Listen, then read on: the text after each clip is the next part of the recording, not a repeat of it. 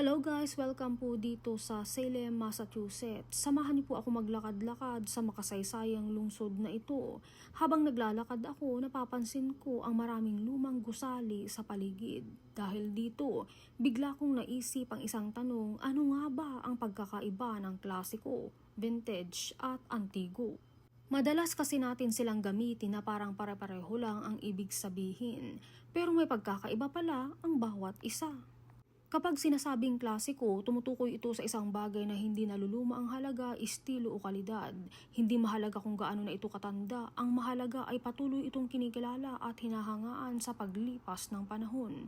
Halimbawa, maaring klasiko ang isang disenyo ng gusali, sasakyan o kahit isang aklat dahil nananatili itong mahalaga hanggang ngayon. Samantala ang vintage ay karaniwang ginagamit para sa mga bagay na ginawa noong nakalipas na mga dekada. Kadalasan ay nasa pagitan ng 20 hanggang 99 taong gulang. Dahil sa edad at katangian nito, nagiging espesyal ito at madalas na hinahanap ng mga kolektor.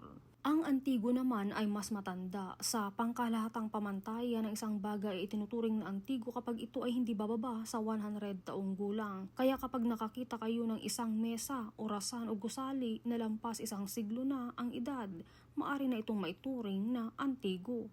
Kaya sa madaling salita, ang klasiko ay tungkol sa walang kupas na halaga, ang vintage ay mga bagay mula sa nakaraang mga dekada at ang antigo ay mga bagay na higit 100 taon na ang tanda.